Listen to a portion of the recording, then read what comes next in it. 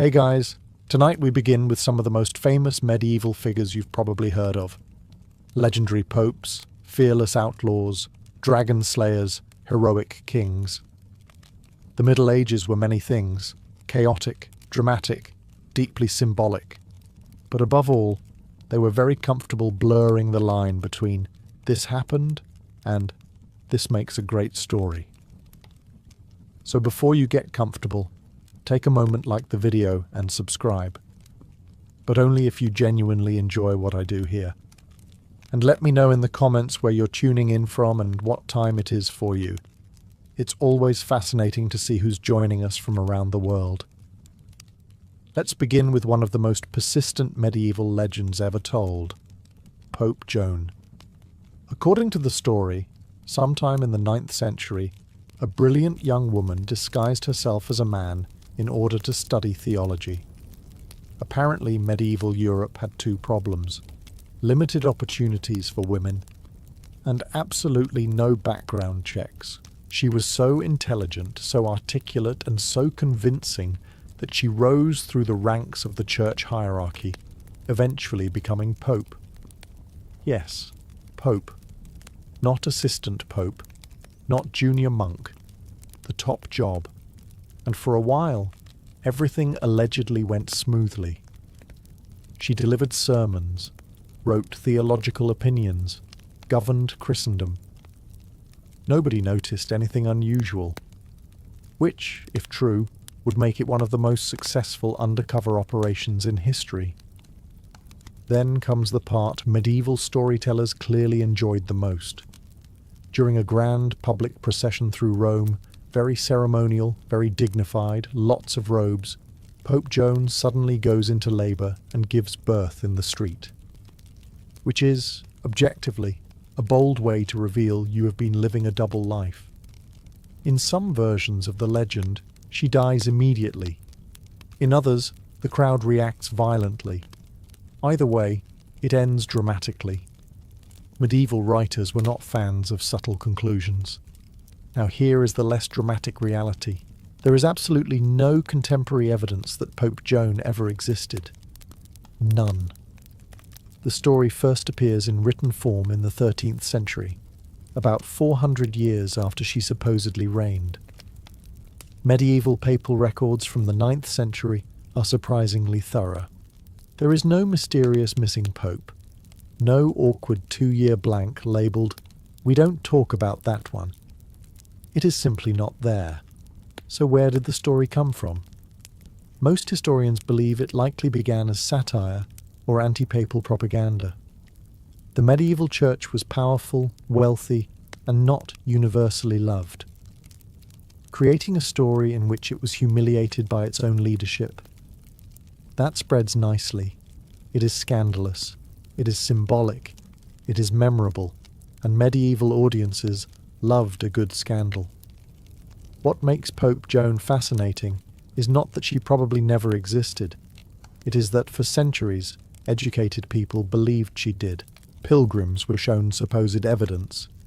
Later, church rituals were retroactively explained as safeguards against another Joan.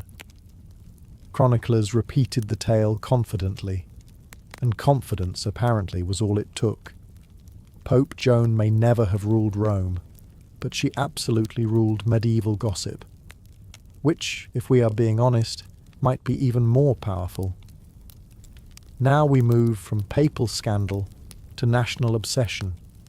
King Arthur, the once and future king, wielder of Excalibur, leader of the Knights of the Round Table, owner of the most famous piece of furniture in medieval literature, Camelot, Merlin, Lancelot, Guinevere, epic battles, betrayal, destiny. It feels historical. It feels ancient. It feels foundational. There's just one small problem. The version of Arthur most people imagine is largely the result of 12th century creative writing. Early references to an Arthur appear in sources written centuries after the time he supposedly lived, around the 5th or 6th century. These early mentions are brief and vague. They describe a warrior, maybe a leader, possibly Romano-British, not a crowned king with a wizard advisor and a sword chosen by fate. Then, in the 12th century, Geoffrey of Monmouth wrote The History of the Kings of Britain, and Arthur went from local war hero to cinematic universe. Geoffrey presented his account as history. He described Arthur conquering vast territories, defeating enemies across Europe, and ruling with unmatched glory. It was compelling. It was detailed. It was very popular. It was also, by modern standards, wildly unreliable. Later writers expanded the myth even further. French romances added chivalry, romance, mystical quests, and the Holy Grail. Suddenly, Arthur wasn't just a leader. He was the centerpiece of a moral universe. And once a story gets that big, it stops needing evidence. Historians today generally agree that if a historical Arthur existed at all, he was likely a minor post-Roman military leader whose story grew in the telling. But the Arthur we picture, the shining king of Camelot, that's literary evolution at work. And here's the fascinating part. Arthur may not have been historically real in the way people assume, but his myth shaped real politics, real identity, real nationalism. English and Welsh rulers referenced him. Tudor monarchs linked themselves to him. Entire generations believed he would return in Britain's darkest hour. That's impressive.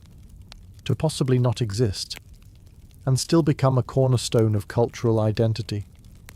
Arthur may be historically blurry, but as a brand, flawless. Medieval writers did not just create a king. They created a legend so powerful that questioning it still feels slightly rebellious, which, honestly, is legendary behaviour for someone who may never have lived. Now from kings of Camelot to kings of tax evasion. Robin Hood, the noble outlaw of Sherwood Forest, the man who robbed the rich and gave to the poor, the medieval embodiment of eat the elite, but with better archery skills.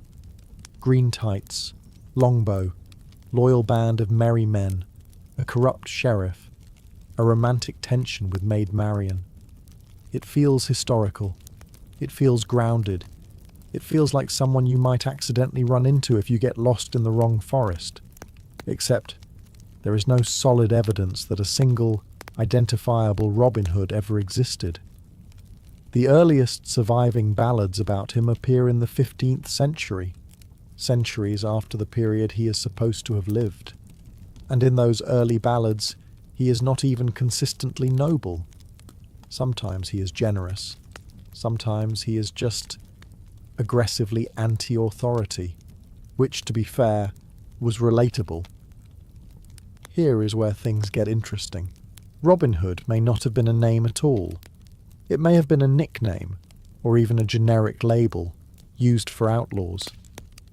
In medieval legal records, variations of the name appear attached to different criminals across different regions.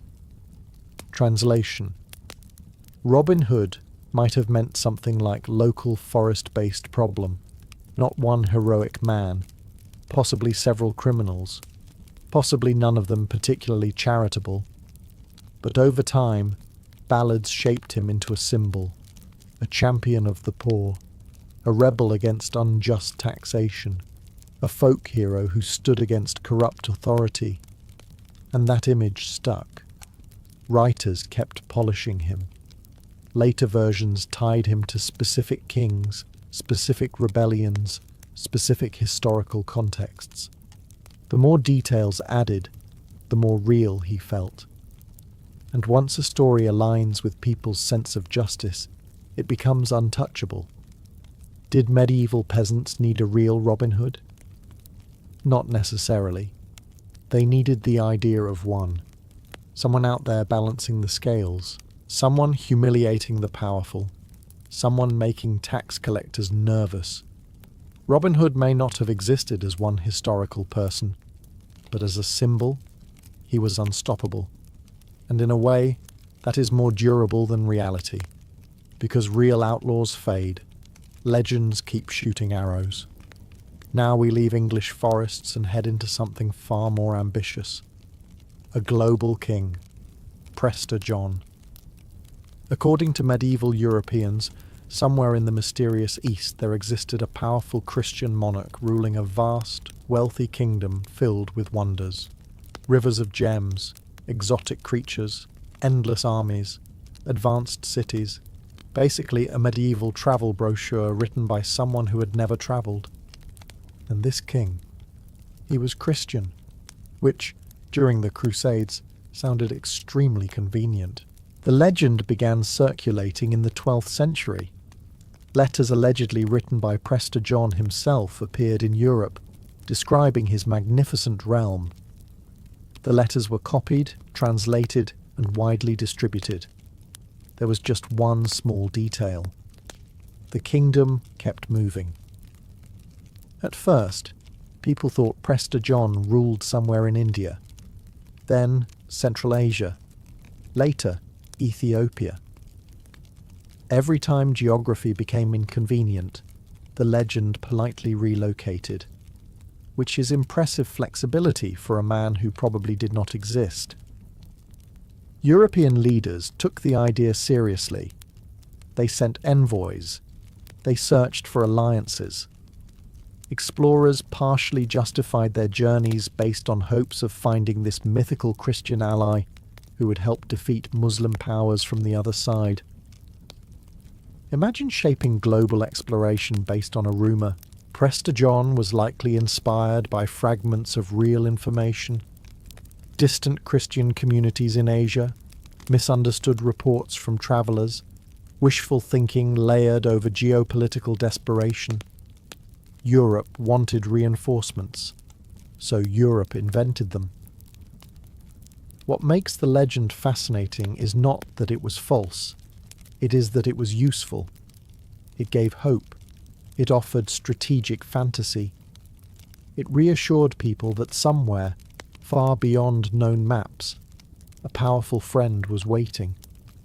And the more uncertain the world felt, the more appealing that fantasy became. No army ever marched under Prester John's banner. No empire rose in his name. But his myth influenced diplomacy, cartography, and exploration for centuries. That is extraordinary. To possibly not exist and still impact world history. Prester John proves something important. Sometimes people do not need a real ally. They need the idea of one. And if no such king exists, well, the Middle Ages were perfectly capable of writing one into existence. Now we move from imaginary global monarchs to a man who survives decapitation, the Green Knight. If you've read medieval literature or watched any dramatic adaptations, you know him. A towering, entirely green warrior who rides into King Arthur's court during a feast and calmly proposes a game. The game is simple. One knight may strike him with an axe. In return, 1 year later, he will deliver the same blow back. Totally normal dinner entertainment. Sir Gawain accepts. He beheads the Green Knight. The Green Knight then stands up, picks up his own head, reminds Gawain of their appointment next year, and casually rides away. And for centuries people treated Arthurian legends with a semi-historical reverence. Which means that occasionally, someone somewhere has wondered whether the Green Knight might have been based on a real figure. Let's be clear, he was not. The Green Knight appears in a 14th century poem known as Sir Gawain and the Green Knight. He is not a historical character. He is a literary symbol representing nature, temptation, moral testing, and possibly pagan survivals inside Christian storytelling. He is green for a reason. He survives decapitation for a reason. He schedules revenge for a reason. That reason is allegory. But medieval audiences did not always sharply separate literature from lived history. Arthur's court felt real. Its knights felt real. so a supernatural challenger entering that world did not automatically feel fictional. It felt legendary. And legend, in the Middle Ages, carried a weight very close to fact. The Green Knight was never meant to be historical. He was designed to test Gawain's honour, to explore themes of courage and integrity. Yet the aura of Arthurian tradition, already hovering somewhere between myth and memory, allowed him to drift into the realm of possibly real, which says something fascinating about medieval perception. If a story carried moral truth, it did not require biological plausibility. A green warrior who reattaches his head? Strange, but spiritually meaningful, and in the medieval imagination, meaningful often outranked realistic. The Green Knight never walked through an actual castle hall, but in literature, he still does, carrying his head, very confidently. Now we arrive at a legend that proves medieval writers did not believe in modest numbers. Saint Ursula. According to the story, she was a British princess who, along with 11,000 virgin companions, embarked on a grand pilgrimage across Europe. Naturally. The group travelled by sea, encountered storms, changed directions dramatically, and eventually arrived in Cologne, where they were all martyred by invading forces. 11,000. Not 11. Not even 100. 11,000. Which raises a logistical question. Where exactly were they staying? What were they eating? How did medieval shipping coordinate a fleet capable of transporting an entire small city of pilgrims? Details were not the strong point of the legend. The earliest versions of the story are vague and relatively small in scale. Over time, the number of companions grew. Because if you are telling a martyrdom story, subtlety is optional. Historians believe the number may have originated from a misreading of a Latin inscription. Something like 11 virgins may have been interpreted as 11,000 virgins, which is a substantial copy-paste error.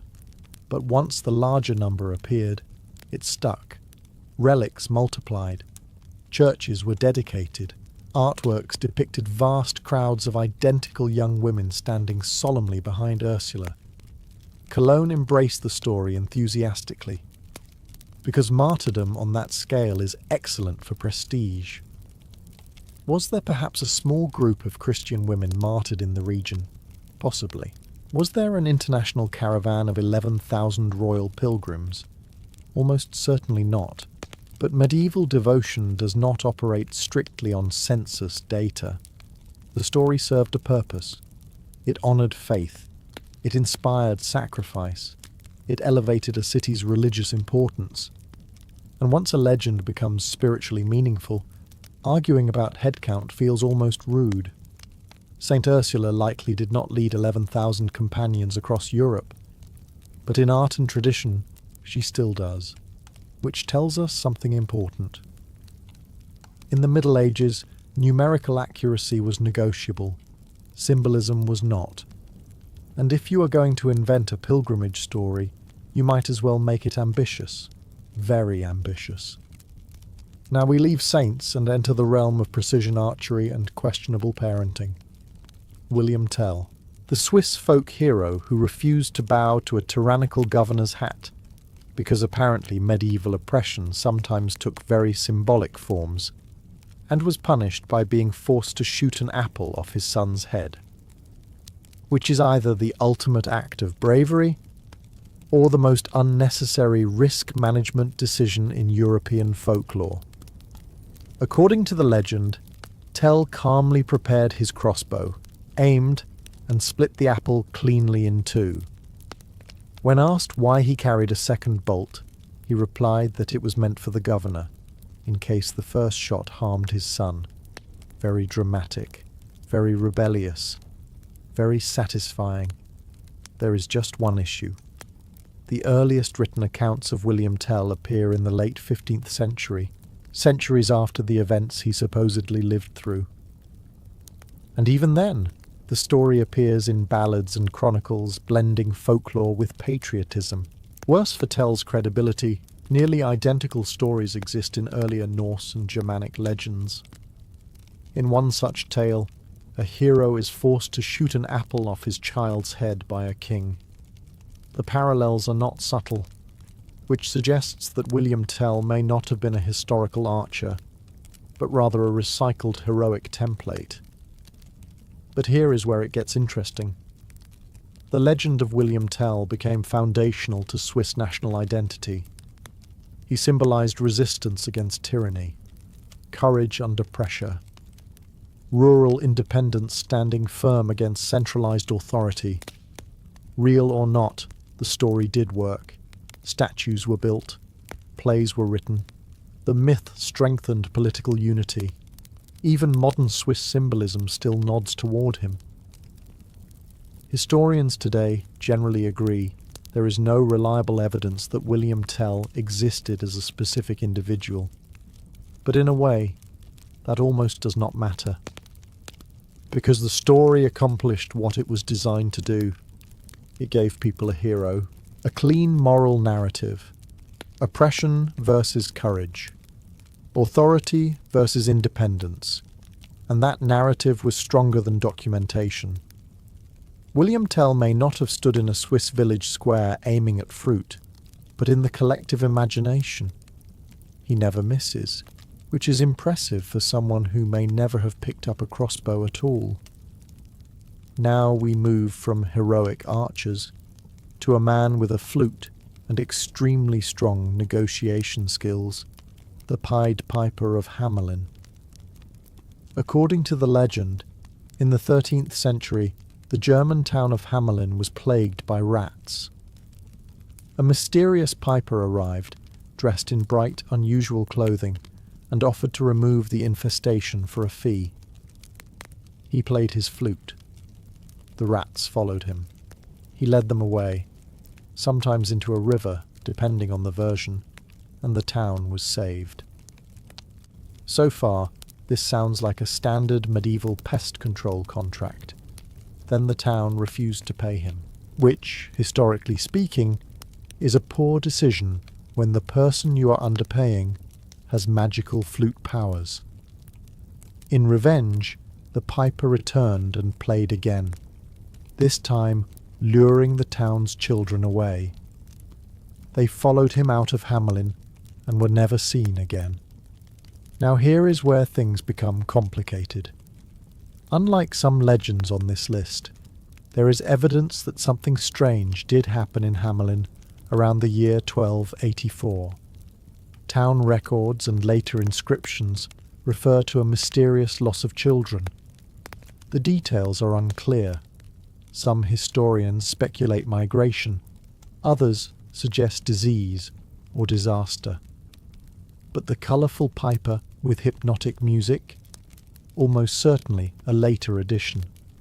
Over time, tragedy transforms into narrative. Narrative demands a character. And once a character exists, symbolism attaches itself quickly. The piper becomes a warning about broken promises, or about greed, or about the consequences of failing to honour agreements. He also becomes visually iconic, striped clothing, flute in hand, leading a silent procession. It is cinematic, and once a story becomes cinematic, it spreads. By the late Middle Ages, the Pied Piper was firmly embedded in European folklore. The original event, whatever it truly was, became secondary to the moral lesson, which is how it often works. History gives us an unexplained event. Storytelling gives us a villain with a soundtrack. The Pied Piper likely never marched through Hamelin in bright clothes commanding rodents like a freelance sorcerer. But as a symbol of broken trust, he remains very real, and he still collects payment, one way or another. Now we move from flute-playing avengers to medieval public nudity with a political message. Lady Godiva, According to the legend, she was a noblewoman in 11th century England, married to Leofric, the Earl of Mercia. The people of Coventry were suffering under heavy taxation, and Godiva repeatedly pleaded with her husband to reduce the burden. He allegedly responded with what he thought was an impossible condition. "I will lower the taxes," he said, "if you ride naked through the town," which is a bold negotiation tactic. So, according to the story, Lady Godiva agreed. She rode through Coventry unclothed, while the townspeople respectfully stayed indoors and closed their shutters, except for one man who dared to peek. That unfortunate observer later became known as Peeping Tom, and in some versions he is struck blind. Now here is the uncomfortable truth for fans of dramatic civic protest. The earliest written version of this story appears more than a century after Godiva actually lived. Contemporary records from her lifetime mention her generosity and land donations, but nothing about an equestrian tax protest. The nude ride appears to be a later embellishment. And Peeping Tom? That detail shows up even later. In other words, the most famous part of the story is almost certainly fictional. So why did it stick? Because it is perfect medieval symbolism. A virtuous noblewoman sacrificing her modesty for the good of her people. A tyrannical husband humbled. A community united in respect. A moral lesson about greed and voyeurism, tied neatly with dramatic imagery. It is theatrical. It is memorable. It is highly paintable. And once artists began depicting it, the legend became visually permanent. Lady Godiva was real. That much is certain. The naked horseback tax rebellion? Almost certainly not. But here is the fascinating part. Her story became so embedded in English folklore that questioning it feels almost impolite. Entire festivals commemorate it. Statues celebrate it. Reality became secondary. The moral endured. Lady Godiva may not have ridden through Coventry as legend describes, but as a symbol of protest and virtue? She never dismounted. Now we move from public horse rides to national origin stories. Meet Brutus of Britain. According to medieval chroniclers, Brutus was a descendant of the Trojan hero Aeneas. After accidentally killing his father, because medieval founding myths rarely begin calmly, he was exiled and eventually sailed to a distant island inhabited by giants. That island? Britain. Brutus defeated the giants, founded a kingdom, and gave the land its name. Very efficient branding. This story appears most prominently in the 12th century work of Geoffrey of Monmouth, the same writer who upgraded King Arthur into a legendary super-king. Geoffrey presented Brutus as the original founder of Britain, tracing royal genealogies back to ancient Troy. Which sounds impressive. It also sounds suspiciously like myth-building. Modern historians agree there is no archaeological or historical evidence for a Trojan prince founding Britain. The story is almost certainly a medieval invention designed to give Britain a prestigious origin story. Why Troy? Because linking your nation to the ancient world, especially to epic heroes of classical legend, was politically useful. Rome claimed Trojan ancestry.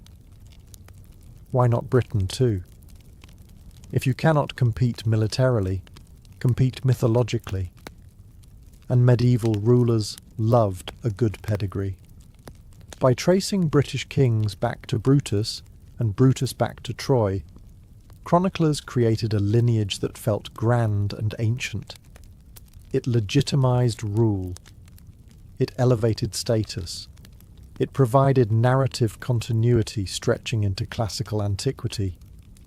It also conveniently explained away inconvenient historical gaps. If your kingdom seems relatively young, Simply add a heroic founder with mythic credentials. Problem solved. Brutus of Britain likely never set foot on the island. He probably never defeated giants. He certainly did not file paperwork claiming the territory. But for centuries, educated readers treated him as real. Maps referenced him. Chronicles listed him. Monarchs were linked to him. A fictional ancestor became a cornerstone of national identity. And that tells us something important about medieval history writing. It was not just about recording events. It was about constructing legitimacy. Brutus did not conquer Britain. But in the imagination of medieval chroniclers, he built the foundation. And foundations, even imaginary ones, can hold a very long time. Now we shift from invented founders to eternal punishment, the wandering Jew. According to medieval legend, this was a man who mocked or insulted Jesus on the way to the crucifixion and was cursed to wander the earth until the second coming. No death, no rest, just centuries of walking. Very long-term consequences for one bad interaction. The story begins appearing in Europe in the 13th century. A mysterious man allegedly shows up in various cities, claiming to be the cursed wanderer. Chronicles record sightings. Sermons mention him. People swear they met him. Conveniently, he always seems to appear during times of crisis. Plagues, wars, social unrest. Strange how that works. Historically, there is no evidence that such a person existed. The legend appears to have evolved from earlier Christian storytelling traditions, blending moral warning with apocalyptic imagination. But once the story circulated, it took on a life of its own. The wandering Jew became a symbol of unbelief, of exile, of divine judgment, and unfortunately, over time, the legend also became entangled with anti-Jewish stereotypes and persecution. What began as allegorical storytelling hardened into something darker. That is often how myths behave. They start as cautionary tales. They end up influencing real attitudes toward real people. The wandering Jew was never a historical individual roaming Europe for centuries, but the belief that he might exist shaped sermons, literature, and public imagination. He became a living reminder of divine justice, or divine threat, depending on perspective.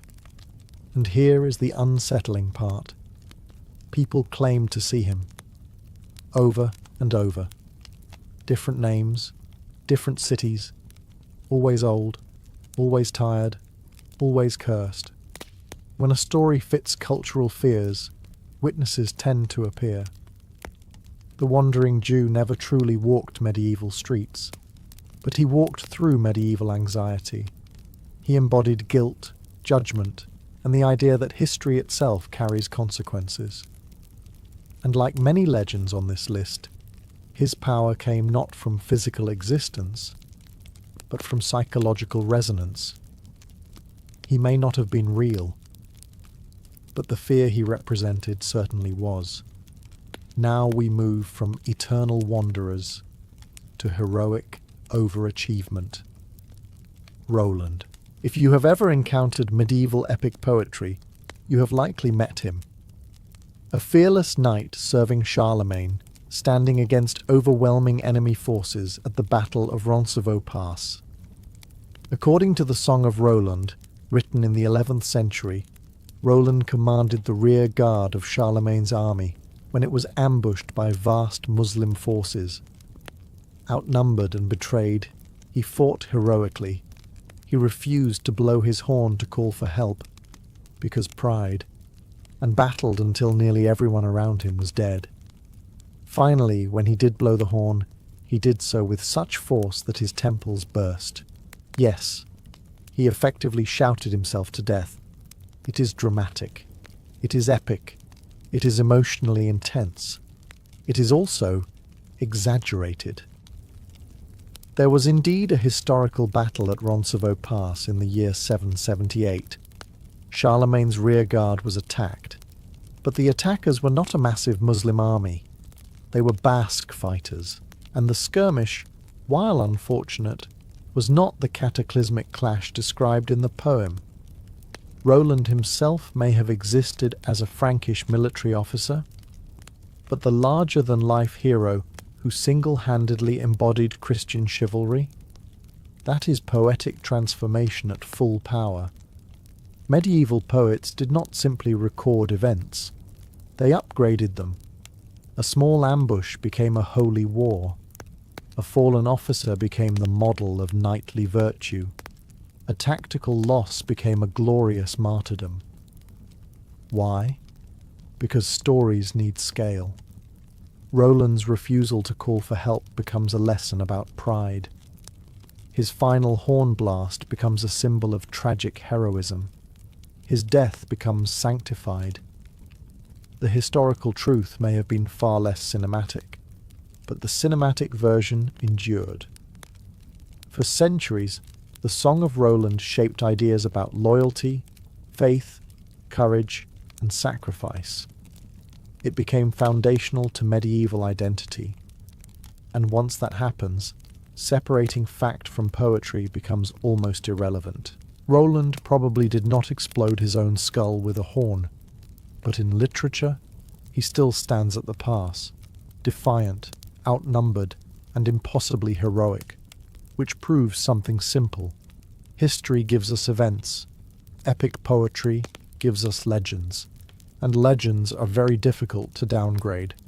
Now we step into something even more ambitious than a single fictional hero, an entire fictional group, the Nine Worthies. If you were a medieval noble trying to understand what ideal greatness looked like, you did not scroll through social media. You looked to the Nine Worthies, a curated collection of 9 legendary figures who supposedly represented the highest form of chivalric virtue. The lineup included 3 pagans: Hector of Troy, Alexander the Great, and Julius Caesar; 3 Jews: Joshua, King David, and Judas Maccabeus; and 3 Christians: King Arthur, Charlemagne, and Godfrey of Bouillon. An impressive roster. There is just one small issue. As a historical group, they never existed. These men lived centuries apart, in entirely different civilizations, and in some cases, like King Arthur, may not have existed in the legendary form presented.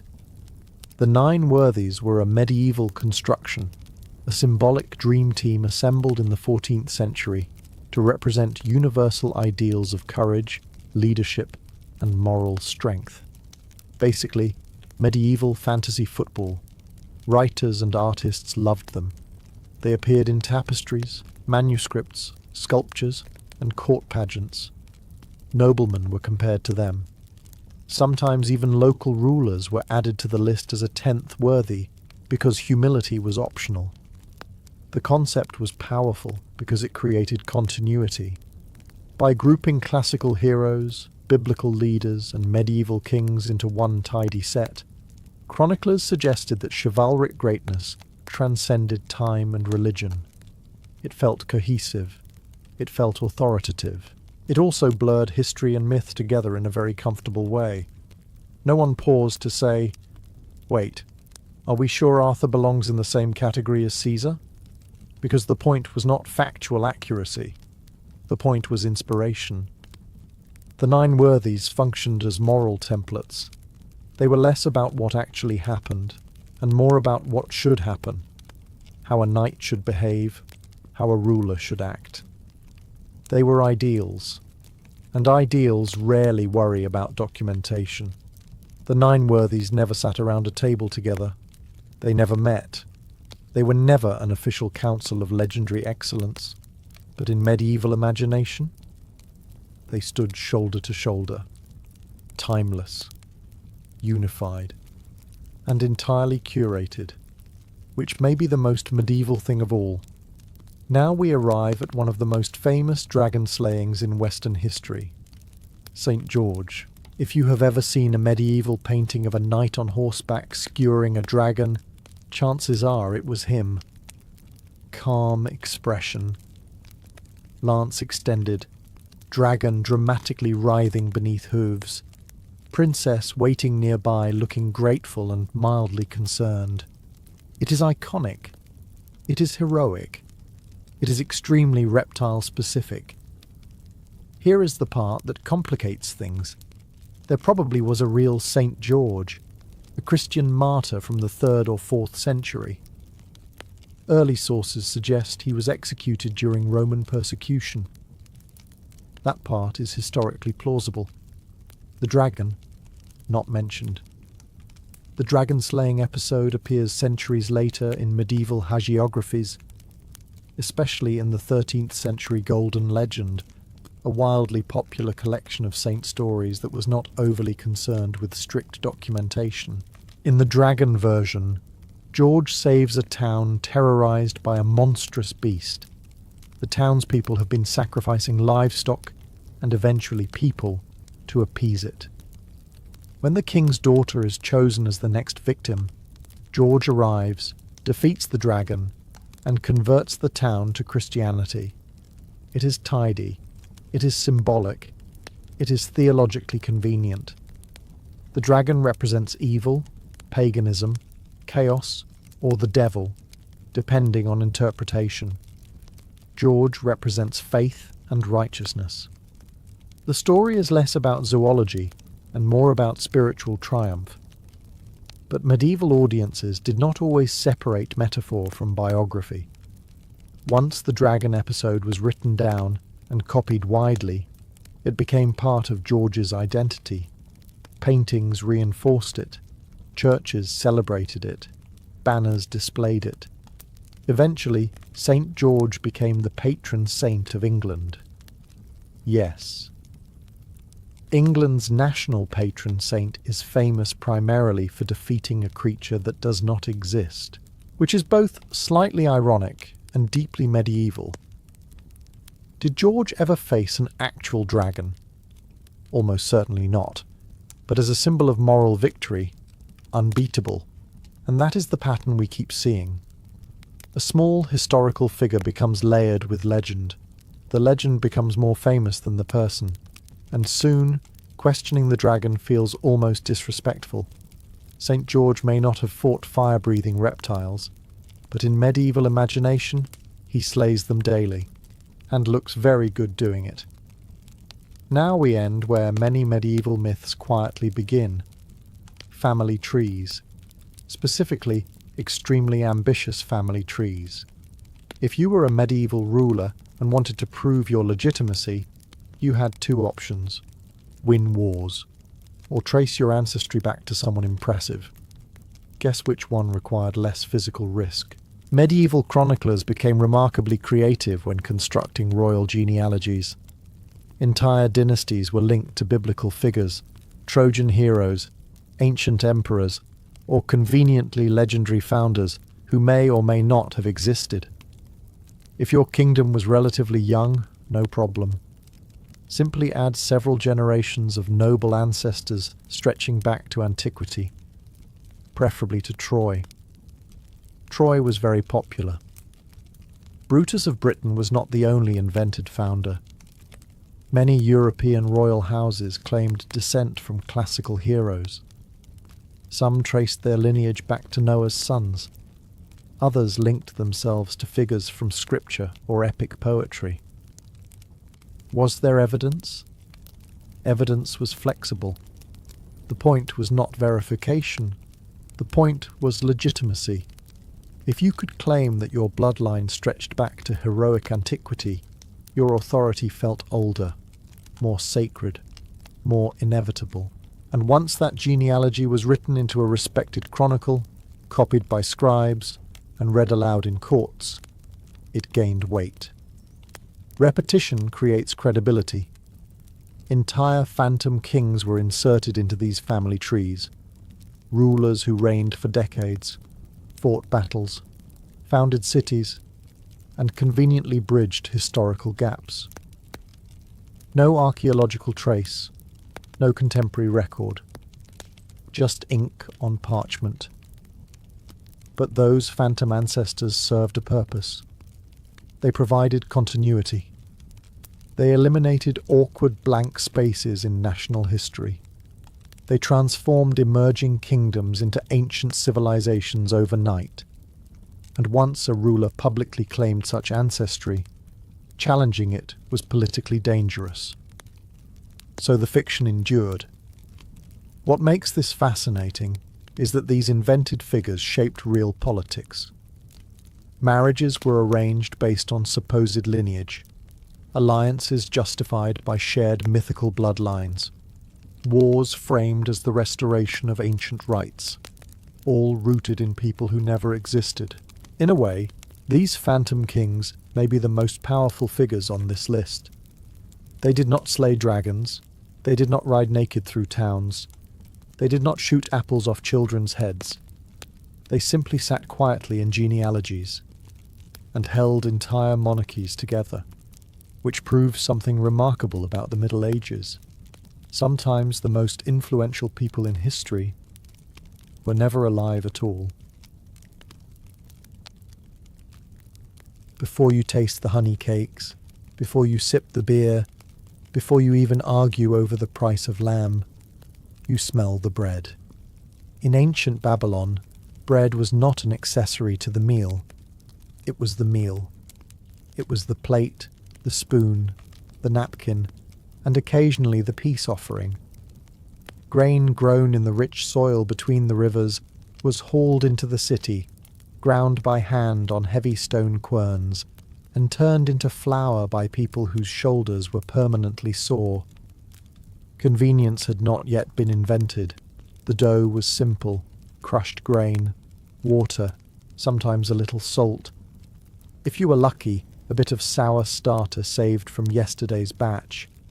No fancy ingredients, no dramatic branding, just survival, needed daily. Then came the oven, the clay oven, round and squat, burned hot and furious. Bakers fed it reeds and wood until the interior walls radiated heat like the surface of the sun. A skilled baker would slap the flattened dough directly onto the inner wall. It stuck. It blistered. It baked in moments. If you hesitated, you burned your hand. If you misjudged the heat, you burned the bread. There were no timers, only instinct and scars. Markets gathered in the shadow of towering ziggurats, stepped temples that reminded everyone that the gods were watching. And beneath those sacred silhouettes, very human things happened. Children ran between stalls, merchants shouted, donkeys complained loudly about their career choices. And somewhere in the middle of it all, bread came out of the oven in steady rhythm. The smell drifted through the air, warm, nutty, slightly smoky. Customers would tear pieces off while it was still steaming, dipping it into oil, wrapping it around herbs, or using it to scoop up lentils and stewed vegetables. Bread was currency in its own way. Workers were paid in it. Families measured security in baskets of it. A bad harvest meant thin loaves and thinner patience. There was nothing glamorous about it. No decorative scoring, no artisanal storytelling. Just heat, grain, and hunger meeting in perfect agreement. Under the shadow of the ziggurat, bread rose and blistered, humble and essential. And from that simple foundation, the rest of Babylonian street food began. If bread was survival, dates were pleasure. Just beyond the bread ovens of Babylon, baskets of glossy brown dates sat piled high like edible treasure. They came from the endless groves that lined the Euphrates, where date palms thrived in the heat that made lesser plants surrender. To Babylonians, the date palm was not just a tree, it was a provider. Fruit, syrup, fiber, even wood. A botanical overachiever. Street vendors turned those sticky fruits into something dangerously addictive. Date cakes. The process was simple but effective. Dates were pitted and crushed into a thick paste, their natural sugars doing most of the heavy lifting. The paste was mixed with ground barley or wheat flour, shaped into small rounds, and baked on hot stones or inside clay ovens. Sometimes sesame seeds were pressed into the surface. Sometimes chopped nuts found their way in. And if the gods were smiling on your wallet that day, the cakes were dipped in honey. Honey was luxury, not outrageously rare, but precious enough to make people pause before drizzling it. Bees were respected collaborators in the Babylonian food chain. Their work turned simple date cakes into something that felt suspiciously close to dessert. Picture the market scene. Under the looming steps of a ziggurat, vendors calling out their offerings, flies buzzing optimistically, and somewhere in the middle of it all, a tray of golden brown cakes glistening in the sun. Children stared at them. Labourers debated whether the sweetness justified the price. Priests, pretending indifference, bought them anyway. The first bite was dense and chewy. Sweet, but not refined sugar sweet. Earthy. Caramel-like. A slow sweetness that clung to your fingers. You did not eat a date cake delicately. You committed to it. These cakes were portable energy. Perfect for farmers heading back to the fields, merchants preparing for long negotiations, or travellers about to leave the city gates. In a world without energy, bars wrapped in shiny packaging, this was the original performance snack, and while bread kept Babylon alive, date cakes made life worth chewing on. If bread was survival and dates were pleasure, lamb was power. In the markets of Babylon, meat was not an everyday guarantee for everyone. It required animals, pasture, labour, and most importantly, money. But when lamb did appear on the street, it did not arrive quietly. It announced itself in smoke. Near the edge of the market, away from the delicate sweetness of date cakes, you would find low clay braziers glowing with coals. Skewers of lamb were threaded carefully through with chunks of fat left intact. Because even ancient cooks understood that flavour lives in the fat. The meat hissed the moment it touched heat. Drippings fell, flames flared, and the air changed. Then came the cumin. Cumin was one of the defining flavours of Mesopotamian cooking. Warm, earthy, slightly bitter. Ground into powder and rubbed generously over the meat, sometimes mixed with crushed garlic or wild herbs, it clung to the surface and darkened as the lamb roasted. The scent drifted outward, weaving through the crowd like a persuasive argument. You could follow that smell blindfolded. Customers gathered close, pretending they were only passing by. Labourers with dust still clinging to their clothes, merchants counting copper pieces in their hands, travellers fresh from the roads beyond the Euphrates, hungry enough to consider selling a sandal. The vendor turned the skewers slowly, carefully.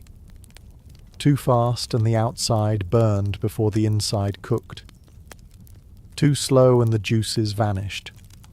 There was no thermometer, only experience, and the quiet confidence of someone who had ruined enough meat in the past to avoid doing it again. When ready, the lamb was pulled from the fire and served simply, sometimes wrapped in fresh flatbread, sometimes laid over a bed of herbs. No elaborate plating, no decorative garnish, just charred edges, tender centre, and cumin rising in warm waves. The first bite was immediate satisfaction. Smoky, slightly crisp outside, soft within. The cumin hit first, then the richness of the meat. You felt it in your stomach before you even finished chewing.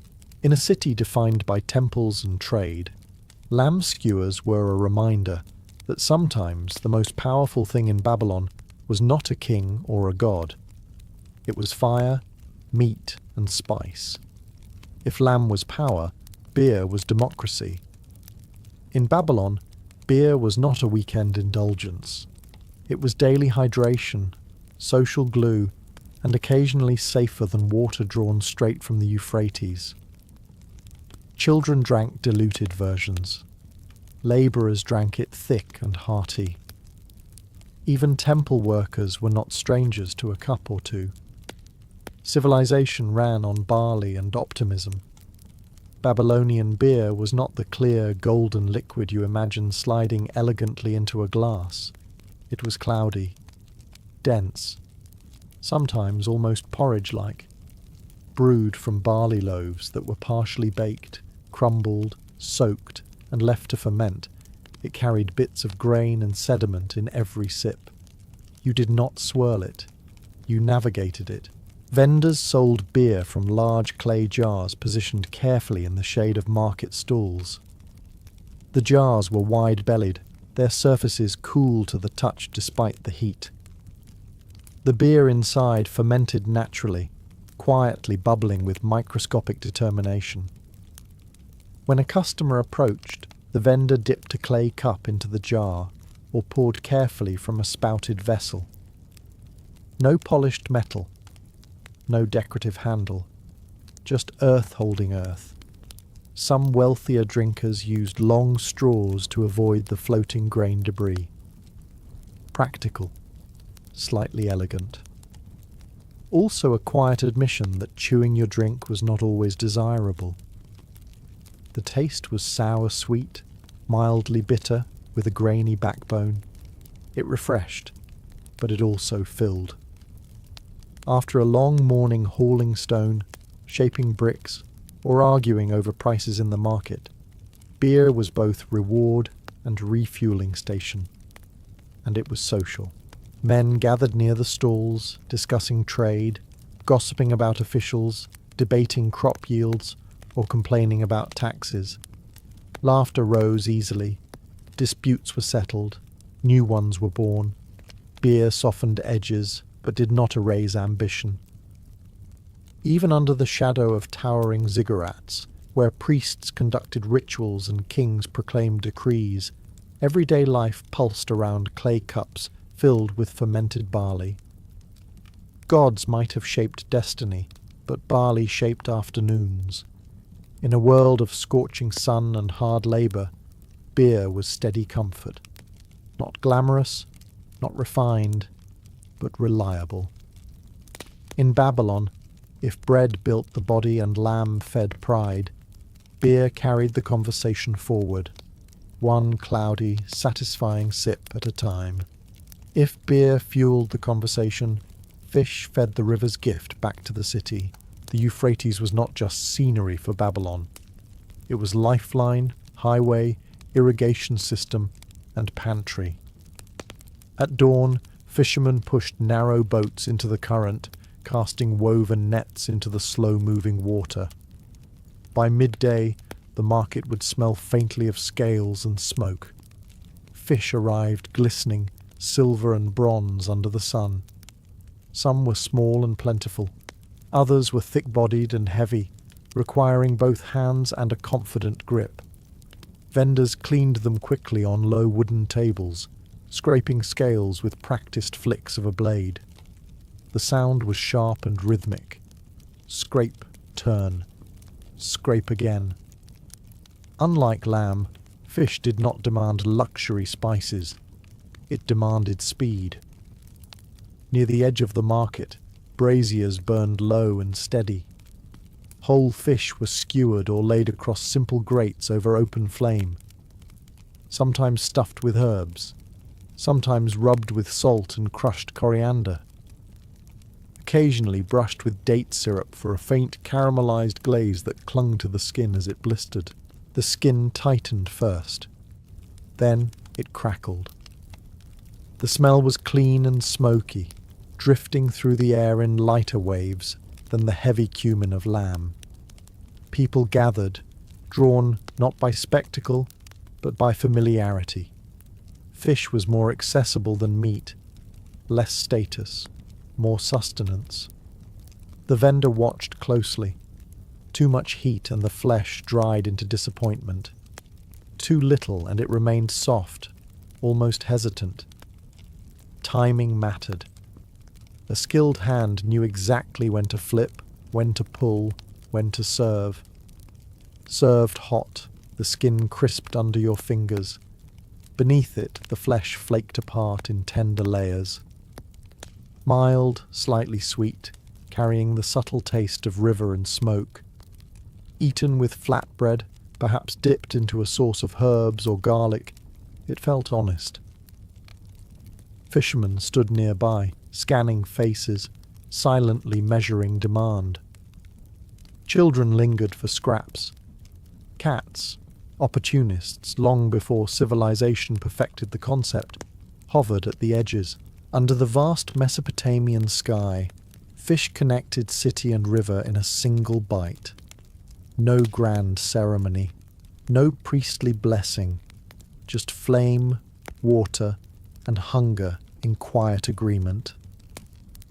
In Babylon's street markets, the river was always present, not just flowing past the city walls, but sizzling gently over coals. If fish carried the river to the market, lentils carried the field. In Babylon, not everyone could afford lamb skewers or honey-drenched cakes, but nearly everyone could afford lentils. They were humble, durable, and unbothered by dramatic weather. They stored well, cooked reliably, and did not complain. In other words, they were the backbone of civilization. Near the center of the market, away from the flashier stalls, large clay pots sat over slow, steady fires. Inside, lentils simmered in thick, bubbling stews. The surface shifted lazily, releasing gentle bursts of steam scented with onion, garlic, and whatever herbs the cook had managed to secure that day. No spectacle, no dramatic flames, just patience. The cook stirred with a wooden ladle worn smooth from years of repetition. Sometimes barley was added to thicken the mixture. Sometimes chopped leeks or wild greens found their way in. A pinch of salt if available.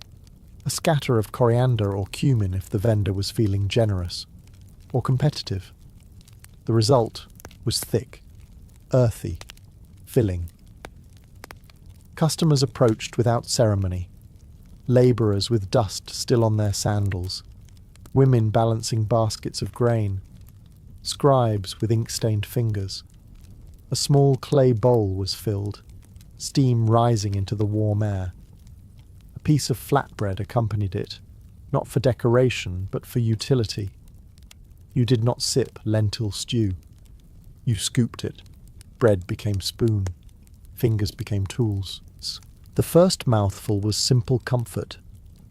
Soft lentils breaking apart, mild sweetness from cooked onions, a whisper of spice in the background. It was not exciting food. It was dependable food, the kind that settled into your stomach and allowed you to return to work without complaint. Around the stall, conversations were quieter than at the beer jars. This was not indulgence. This was refueling. In the shadow of towering temples and ambitious kings, lentil stew represented something more stable than glory. Continuity. Empires rose and fell. Flood waters came and receded. Markets expanded and shifted. But somewhere in Babylon, a clay pot always simmered with lentils. And for most of the city, that was more than enough. After lentils and bread and meat, after sweetness and smoke, the palate needed interruption. Enter the pickles. In the bustling markets of Babylon, not everything was meant to be eaten fresh. The Mesopotamian sun was relentless, and food that did not adapt simply disappeared. So vendors learned to preserve. They salted, they brined, they submerged vegetables in jars and waited for time to do the heavy lifting. Clay jars lined certain stalls like squat guardians of sharp flavour. Inside, cucumbers, onions, turnips, and even garlic cloves floated in salty, tangy solutions. The brine was cloudy, fragrant with herbs and sometimes spiked with crushed mustard seeds or wild spices. Lids were sealed with cloth or wax, then reopened with a quiet pop that promised intensity. Pickles were not meant to be centre stage. They were supporting actors with dramatic personalities. A labourer finishing a bowl of lentils might buy a handful of pickled onions to slice through the heaviness.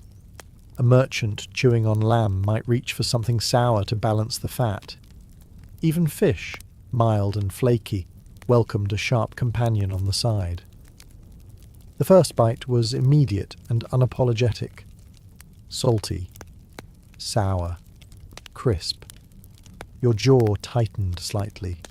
Your eyes widened just a fraction. That was the point. Pickled foods woke you up.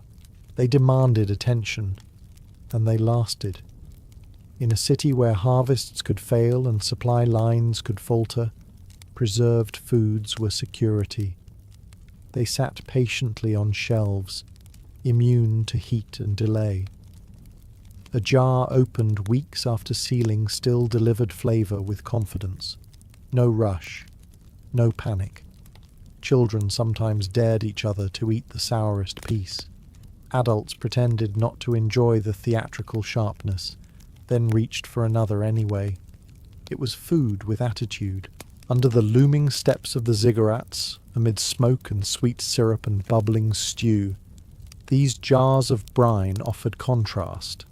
They reminded Babylon that balance mattered. Sweet needed sour. Fat needed sharp. Abundance needed preservation. Civilization, like flavour, depended on tension. And sometimes the smallest bite carried the loudest voice. Not everything in Babylon sizzled dramatically over open flame or simmered for hours in clay pots. Some foods required less spectacle and more subtlety. Nuts and seeds were the quiet merchants of the street. Baskets of pistachios, almonds, sesame seeds, and roasted chickpeas sat in neat mounds beneath linen cloths to keep out dust. They did not shout like the lamb vendors. They did not perfume the air like honeyed cakes. But they were steady sellers, portable, affordable, and endlessly practical. Roasting happened in shallow metal or clay pans set over low coals. A vendor would stir constantly, listening for the faint crackle that signalled readiness. Sesame seeds popped lightly. Chickpeas darkened and hardened. Almond skins tightened and split. The scent was subtle but irresistible.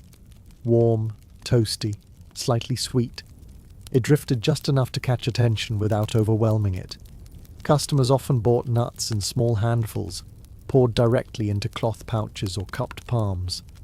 They were eaten while walking, while bargaining, while watching a public dispute unfold near the market's edge. You could snack without committing to a full meal. Civilization's first convenience food. Sesame seeds held special importance. Crushed into paste or sprinkled over bread, they added richness and texture. A thin sesame spread brushed over warm flatbread created a nutty gloss that clung to the tongue. Simple ingredients, carefully handled. Roasted chickpeas were different, firm, almost crunchy. They demanded effort from your teeth but rewarded persistence. Protein without extravagance. Strength without showmanship. Nuts also travelled well. Merchants heading beyond the city gates along the routes that followed the Euphrates packed them for long journeys.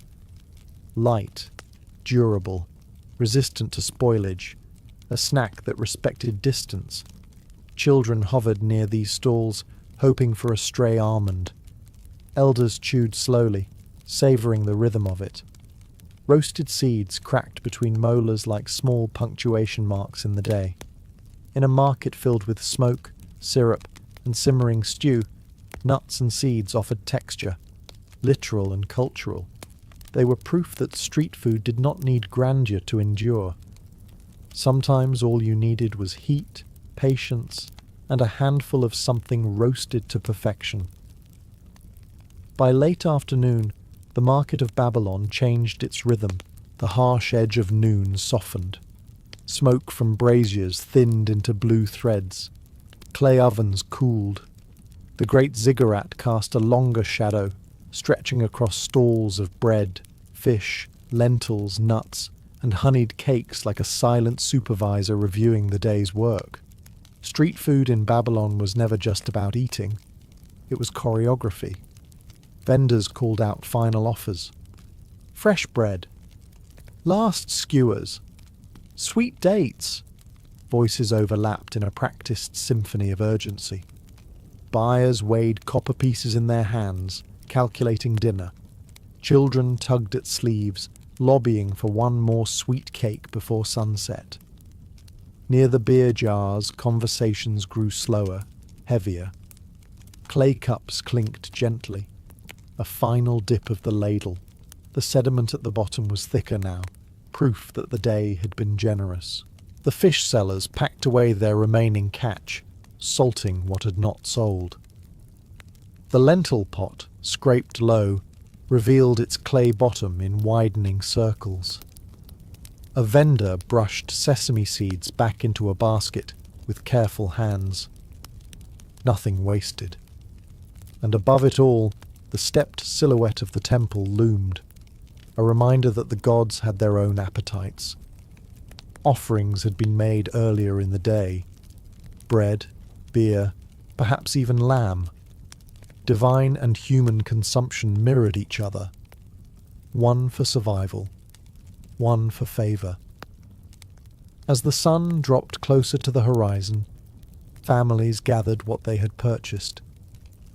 Flatbread tucked under arms, bundles of herbs tied with twine, a small jar of pickled onions swinging lightly from a cord. Smoke clung to clothing. Honey stuck faintly to fingers. The market thinned, but it never truly slapped. Babylon did not freeze when the sun went down. Night brought cooler air and softer conversations. Some vendors remained, catering to labourers finishing late shifts or travellers arriving after a long journey along the Euphrates. Under the vast Mesopotamian sky, with the scent of cumin and barley still lingering, the city digested itself, literally and figuratively. Bread had blistered, lamb had charred, beer had clouded clay cups, lentils had simmered patiently, and beneath the watchful shadow of stone and sky, Babylon had eaten well. In the year 1046, in the turbulent lands of northern Italy, a girl was born into a dynasty that did not believe in softness. Her name was Matilda of Tuscany. She was the daughter of Boniface III of Tuscany, one of the most powerful lords in Italy, and Beatrice of Lorraine, a woman whose political instincts were as sharp as any blade in her husband's armoury. Their lands stretched across key territories between Lombardy and central Italy, controlling strategic passes, fertile plains, and roads that emperors and popes both desperately needed. Matilda did not grow up in a peaceful castle filled with harp music and idle luxury. She grew up in a fortress of ambition. Her childhood was marked early by violence. When she was still young, her father was assassinated. Just like that, the security of her world cracked open. Power in medieval Europe was never inherited peacefully. It was tested, challenged, and often soaked in blood. Her mother, Beatrice, refused to crumble. Instead, she manoeuvred. She remarried Godfrey the Bearded, strengthening alliances beyond Italy. But this move angered the German king, Henry III, who saw such independent alliances as threats. Beatrice was imprisoned. Matilda, still a child, was swept into the storm of imperial politics before she was old enough to fully understand it. Most medieval girls were trained for marriage. Matilda was trained for survival. She received an education rare for women of her time. She learned Latin, theology, governance, and the mechanics of land management. She listened to bishops debate doctrine, She watched knights negotiate loyalty. She absorbed everything. This was not accidental. Her mother understood something crucial. Their territories were too important to leave to weak hands. By the time Matilda entered adolescence, she had already witnessed assassination, imprisonment, political tension with the empire, and the fragile dance between crown and church. Childhood, for her, was short. The world she inherited was divided between two towering forces, the Holy Roman Emperor and the papacy. And soon, this young noblewoman would stand between them, not as a bystander, but as a decisive force in one of the greatest power struggles of medieval Europe. If Matilda's childhood taught her anything, it was this. Power in medieval Europe did not rest quietly. It clashed. By the time Matilda of Tuscany reached adulthood, the political atmosphere was electric. The struggle between the Holy Roman Emperor and the papacy was no longer a distant tension. It was an open confrontation. At the centre of the storm stood Pope Gregory VII and Henry IV. The issue? Investiture, the right to appoint bishops. On the surface, it sounded technical, but in reality, it was explosive. Bishops controlled vast lands and wealth. Whoever appointed them controlled influence. For generations, emperors had claimed that right. Gregory VII disagreed. He declared that only the Church could appoint its own leaders. No king, no emperor, no secular ruler had the authority to place a ring on a bishop's finger. Henry IV did not take kindly to being told what he could not do. The conflict escalated quickly. Letters turned hostile. Accusations of corruption flew across Europe. Eventually, Gregory excommunicated Henry. That single act was devastating. An excommunicated ruler was cut off spiritually. His subjects were no longer bound to obey him. His legitimacy crumbled overnight. And this is where Matilda stepped forward. Her territories in northern Italy were strategically positioned between Germany and Rome. Armies moving south toward the papacy had to pass through her lands. Castles, fortresses, mountain passes, she controlled them. Matilda sided firmly with the Pope. This was not a symbolic gesture. It was a calculated political alignment. By backing Gregory, she placed herself directly against Henry IV, one of the most powerful men in Europe. Many nobles hesitated during this crisis. They weighed risk and reward carefully. Matilda did not hesitate. She offered military support, refuge, and loyalty to the papal cause. Her castles became safe havens.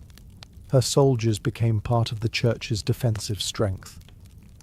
Europe watched closely. A woman commanding troops and openly defying the emperor was not common. It was extraordinary. The struggle between crown and mitre was no longer abstract theology. It had become territorial, personal, and militarized. And at its centre stood Matilda, not as a passive noblewoman, but as a strategic pillar in the fight that would reshape Christendom. The conflict between Pope and Emperor reached its dramatic peak in the winter of 1077, and the stage was set at Canossa, one of Matilda of Tuscany's most formidable castles. Snow covered the Apennine hills. The wind cut through armour and bone alike. Inside the fortress walls stood Pope Gregory VII under Matilda's protection. Outside, approaching in desperation, was Henry IV, excommunicated, politically isolated, and facing rebellion at home. Excommunication had shaken his rule. German princes were already restless. If he did not reconcile with the Church, he risked losing his throne entirely. So he made a decision that stunned Europe. He came to Canossa to seek forgiveness. The image has echoed through centuries. the Holy Roman Emperor standing barefoot in the snow, dressed in penitential robes, waiting outside the castle gates for 3 days. Whether every detail unfolded exactly as later chroniclers described is debated, but the symbolism was undeniable. An emperor humbling himself before the Pope, and behind those walls stood Matilda. She was not merely an observer, she acted as mediator. Gregory trusted her. Henry needed her cooperation to even reach the Pope. Without her, there was no safe audience, no negotiation. Inside the castle, discussions were tense. Gregory feared appearing weak. Henry feared returning home without absolution. Matilda balanced both worlds. Loyalty to the papacy, but also an understanding of political reality. Finally, Gregory lifted the excommunication. Henry was restored to communion. Publicly, it looked like a victory for the Church. The Emperor had submitted, the Pope had prevailed, and Matilda's fortress had become the symbol of that triumph. But the reconciliation did not end the conflict. The humiliation at Canossa burned deeply in Henry. Power struggles do not disappear because of one dramatic gesture in the snow. They simmer. Still, Canossa changed everything. It demonstrated that spiritual authority could challenge imperial might. It proved that Matilda's lands were not peripheral territories. They were central to European politics, and it cemented her reputation. Not simply as a landholder, but as a decisive force in the greatest political drama of her age. If Canossa looked like the Church's victory, it did not end the war. Humiliation has consequences. After his dramatic penance at Canossa, Henry IV returned north, determined not to remain the emperor who knelt in the snow. Political reconciliation had bought him time, not submission. Civil war erupted within the empire. German princes revolted. Rival claimants to the throne appeared. Meanwhile, Pope Gregory VII continued to challenge imperial authority. The fragile peace shattered, and once again, Matilda of Tuscany chose her side. She did not retreat into safety. She mobilized. Matilda commanded troops across her vast territories in northern and central Italy. Fortresses were reinforced, supply lines secured, mountain passes guarded. Her lands became the defensive shield of the papal cause. Henry marched south more than once, determined to break resistance and assert control over Rome itself. When imperial forces entered Italy, Matilda met them not with speeches, but with soldiers. She led armies personally. Chroniclers describe her riding on horseback, armoured, visible to her troops. This was no symbolic leadership. She understood logistics, terrain, and siege warfare. Castles under her command resisted imperial assaults. Skirmishes and campaigns stretched over years. In one significant clash near Sorbara, Matilda's forces defeated imperial troops despite being outnumbered. It was a powerful message. The emperor could not simply sweep through her territories. Henry retaliated by supporting an anti-pope, a rival claimant installed in opposition to Gregory. Rome itself became a battleground of legitimacy. Imperial troops entered the city. Gregory was forced into exile. The conflict was no longer theoretical theology. It was burning villages, contested cities, shifting alliances, and through it all, Matilda remained steadfast. Her loyalty to the reform papacy did not waver, even when the tide turned against Gregory personally. When Gregory died in exile, the reform movement continued, and Matilda continued with it. For nearly 4 decades, she stood in opposition to imperial domination. It was costly, it was dangerous, it was relentless, but she never surrendered her position. In an age when most women were married off to secure alliances, Matilda commanded fortresses, faced emperors, and reshaped the political map of Italy. The war did not make her a legend. Her endurance did. For a woman of her rank, marriage was never supposed to be optional. It was political currency. And yet, for Matilda of Tuscany, marriage became something far more complicated than alliance. Her first marriage, arranged while she was still young, was to Godfrey the Hunchback, son of her stepfather. On paper, it strengthened ties between Italian and Lotharingian power. In reality, it was tense from the beginning. Godfrey supported imperial authority. Matilda stood firmly with the reform papacy. Politics invaded their marriage almost immediately. They lived largely apart. Trust eroded. Their only child died in infancy, a devastating blow both personally and dynastically. When Godfrey was assassinated, Matilda did not remarry immediately, despite pressure. For a medieval noblewoman without a surviving heir, that was extraordinary. Many expected her territories to be absorbed by a stronger male figure. But Matilda governed alone.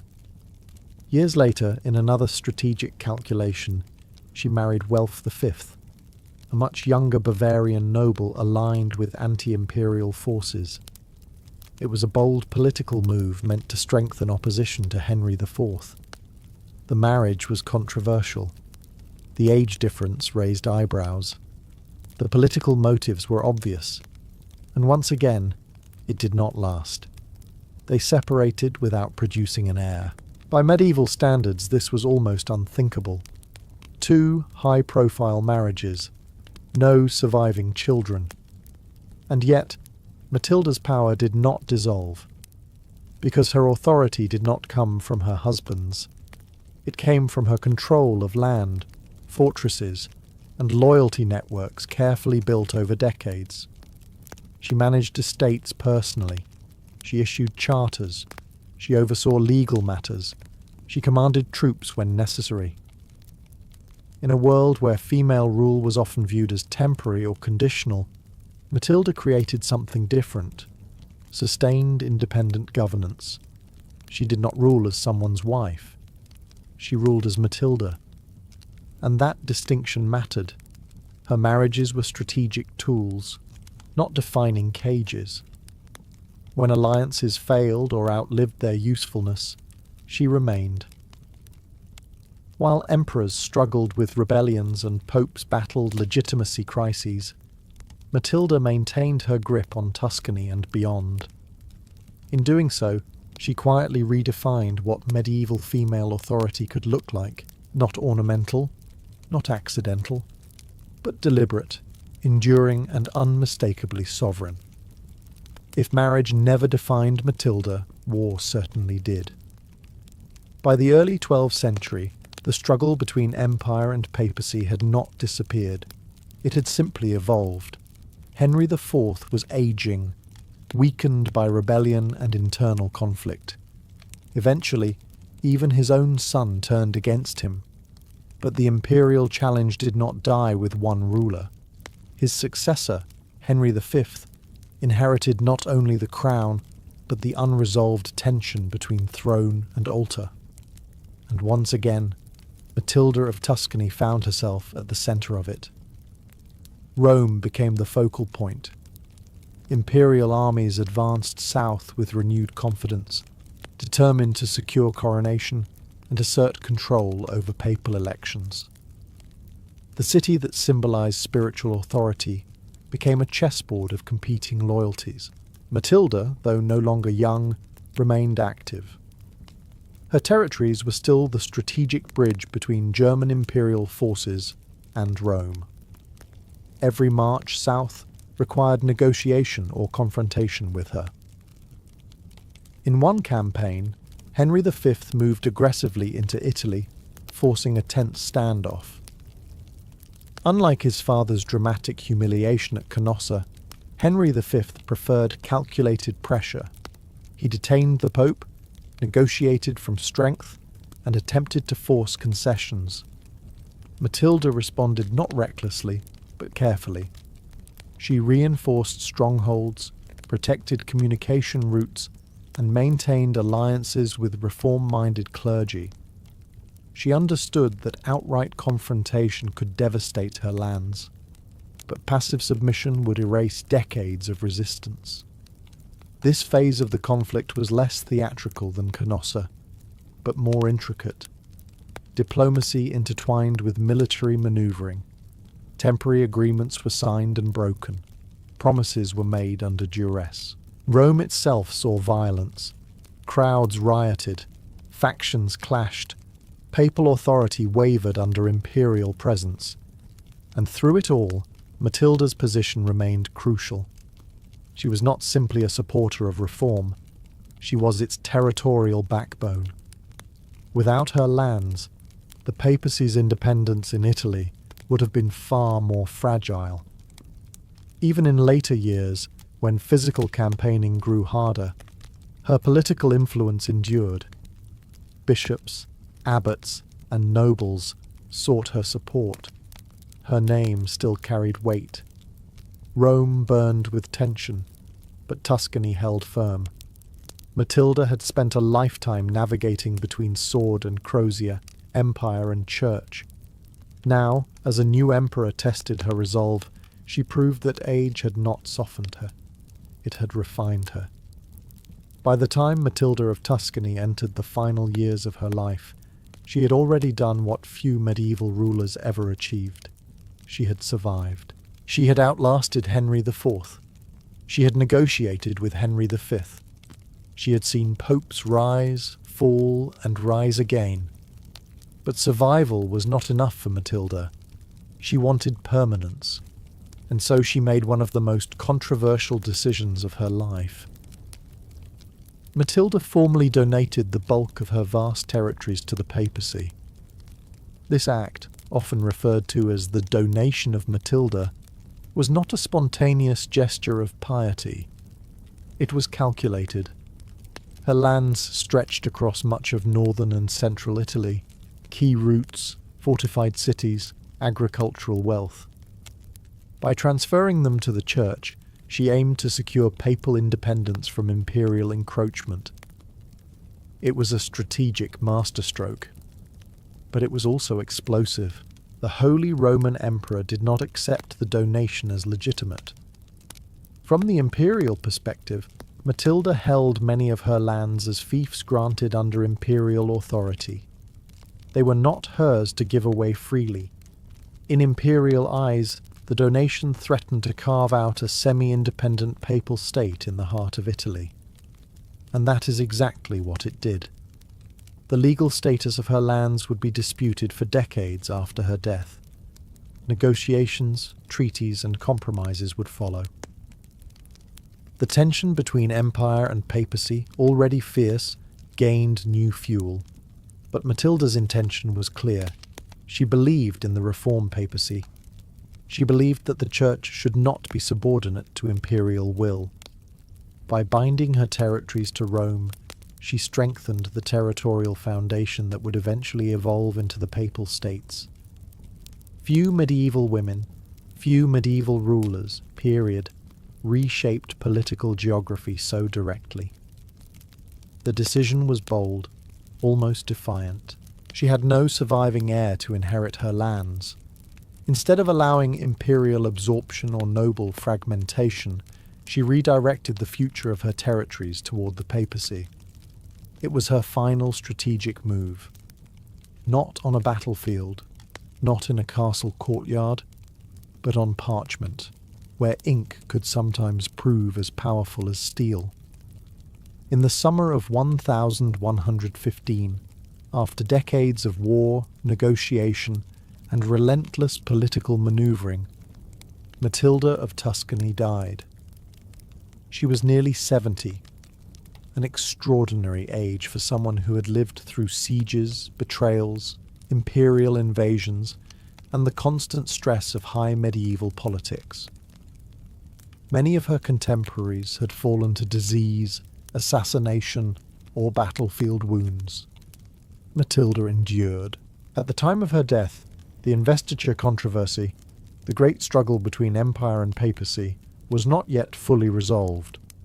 That final settlement would come years later with the Concordat of Worms, but her role in sustaining the reform movement had already altered the balance of power.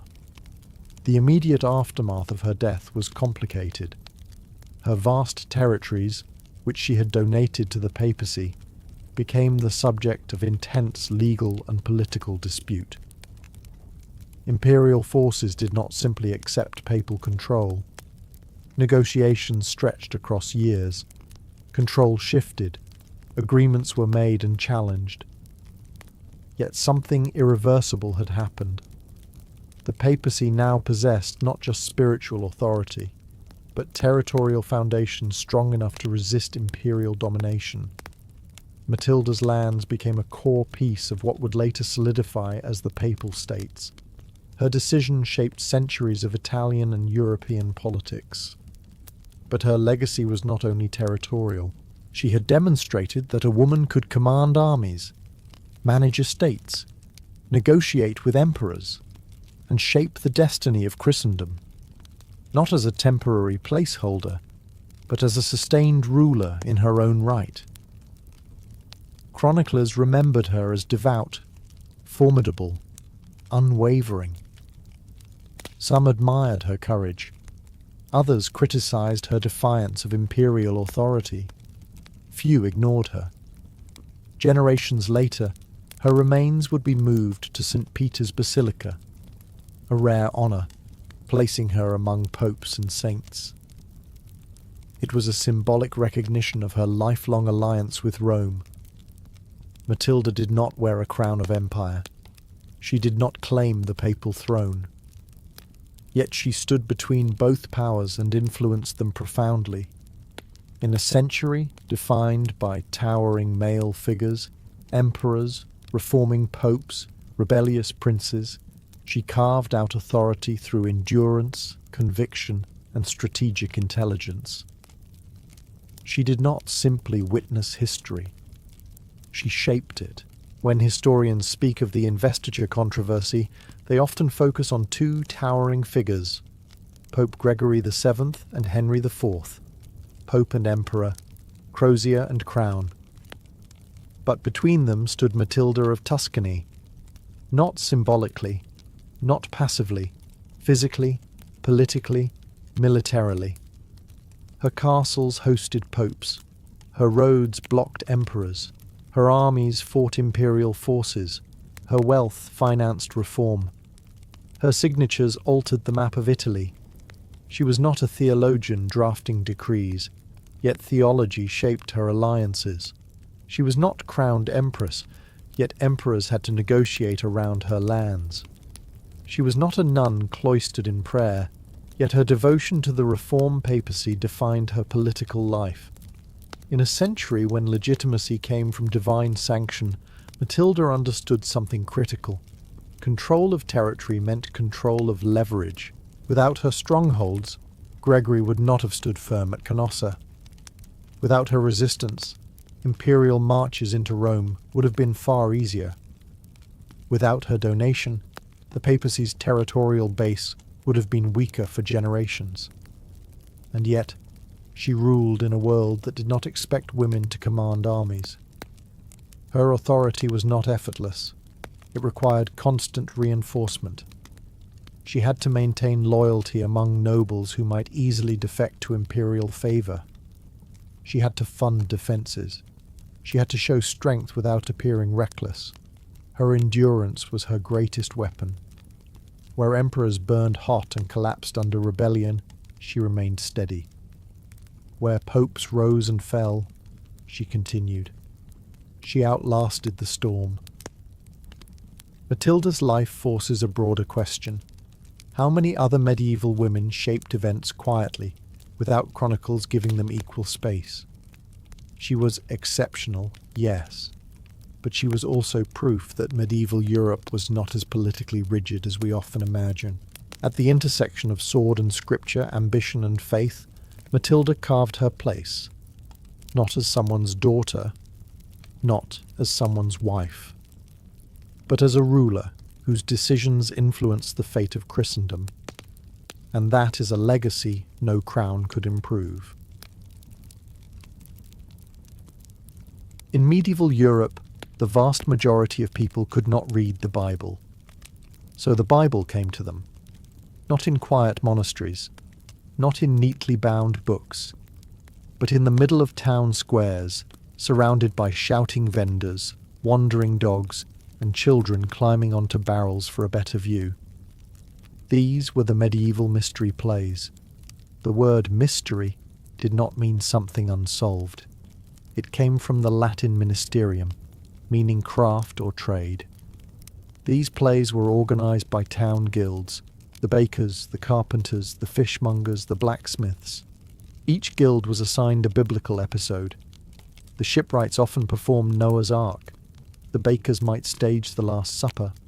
The metalworkers might handle scenes of the crucifixion. Faith met logistics. On feast days, especially Corpus Christi, entire towns transformed into sacred theatres. Wooden stages were built in public squares, or even mounted on wagons that rolled from street to street. These pageant wagons stopped at key points, performing one episode after another in a grand cycle that could last for hours, sometimes days. And this was no quiet devotional reading. Heaven was painted bright blue and gold. Hell was a gaping mouth with smoke pouring from it. Angels descended on ropes. Devils leaped, shrieked, and waved pitchforks at laughing children. Yes, laughing. Because these plays were deeply religious, but also deeply human. Biblical figures spoke in local dialects. Shepherds complained about taxes. Noah's wife sometimes refused to board the ark and had to be dragged on stage while the crowd roared. The devil often became the comic relief, tripping, boasting, and terrifying toddlers in equal measure. The audience was not passive. They reacted. They wept during the Passion of Christ. They gasped at the Last Judgment. They booed villains. They cheered miracles. For an illiterate population, this was theology with costumes. Through drama, gesture, and spectacle, complex doctrines became understandable. Creation, fall, redemption, judgment. The entire story of salvation unfolded not in parchment, but in performance. In a world lit by candles and shaped by faith, the mystery plays did something powerful. They made scripture visible. They made doctrine emotional. And for a few unforgettable hours, they turned ordinary streets into the stage of eternity. If the Bible had taken the stage, the town itself became the theatre. Medieval mystery plays were not confined to church interiors. In fact, they often spilled deliberately into the streets. The most famous cycles, like those performed in York or Chester, transformed entire urban spaces into moving sacred dramas. The heart of the spectacle was the pageant wagon. These were large, wooden, two-level carts constructed by guilds. The lower level often served as a dressing room or storage space for costumes and props. The upper level was the stage itself. Painted backdrops suggested heaven, earth, or hell. Trapdoors allowed devils to burst upward in smoke and chaos. On performance days, the wagons rolled through town, stopping at designated stations. At each stop, the guild performed its assigned episode before moving on to the next location. Meanwhile, another wagon followed behind, presenting the next scene in the biblical timeline. Creation might unfold near the market square. The Nativity might be staged beside the city gate. The crucifixion might take place just outside the cathedral. The effect was immersive. The town became Jerusalem. The marketplace became Bethlehem. The ordinary became sacred. And it was loud. Hammers had built these stages. But now drums, trumpets, and shouted lines filled the air.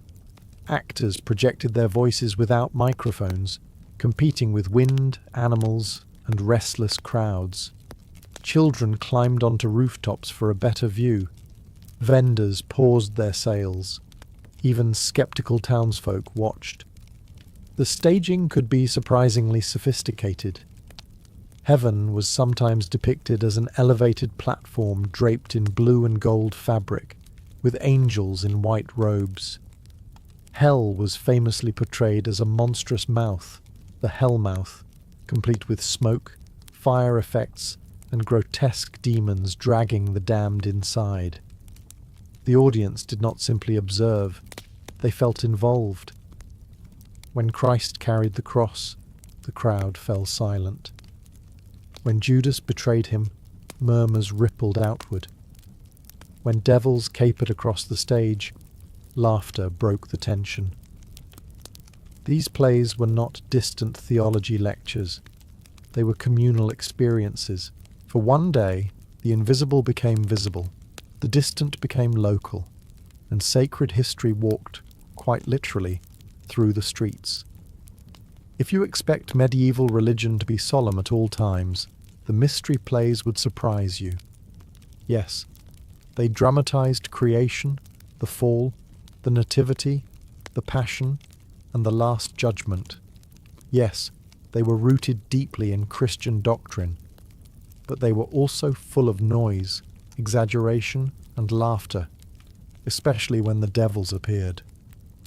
In towns like York, the devil was not always a silent embodiment of cosmic evil.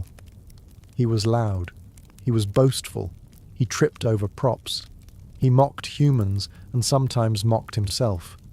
He waved pitchforks and scampered across the stage, occasionally terrifying children and delighting them at the same time.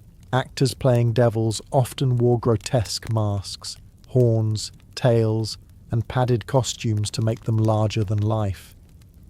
Their movements were exaggerated. Their voices boomed. Smoke poured from the hellmouth as they dragged souls inside with theatrical enthusiasm. The crowd loved it. Comedy served a purpose. In a society where most people laboured hard and faced harsh realities, humour made heavy theology bearable. The fall of Lucifer could be terrifying, but if Lucifer also stumbled while exiting the stage, the audience could laugh before returning to the lesson. Even biblical characters were sometimes portrayed with surprising earthiness. Shepherds grumbled about cold nights and aching backs before the angelic announcement of Christ's birth. Noah's wife famously resisted boarding the ark in several versions of the play, scolding her husband and drawing laughter before reluctantly climbing aboard. To modern audiences, this mixture of sacred and comedic might seem strange, but for medieval viewers, it felt natural. Faith was not sterile, it was lived. By inserting humour, the playwrights made stories relatable. Adam and Eve argued. Roman soldiers bantered during the crucifixion. Minor characters complained about work, taxes, or neighbours. These were recognisable human reactions inside sacred narratives. The laughter did not diminish the message. If anything, it sharpened it. Because when the mood shifted, when Christ suffered, when judgment was pronounced, when heaven and hell separated the saved from the damned, the emotional impact was stronger. Comedy opened the door. Drama delivered the weight. And in those crowded squares, medieval townspeople experienced a full spectrum of feeling: fear, joy, sorrow, awe, all within a single performance. The mystery plays were not quiet meditations. They were emotional storms dressed in costume and fire. If the actors gave the mystery plays life, the craftsmen gave them spectacle. In cities like Chester and York, guild members did far more than memorize lines. They engineered heaven. They constructed hell. They turned timber, cloth, rope, and paint into visions of eternity. Heaven was usually elevated. a raised platform, draped in blue or gold fabric, represented divine space.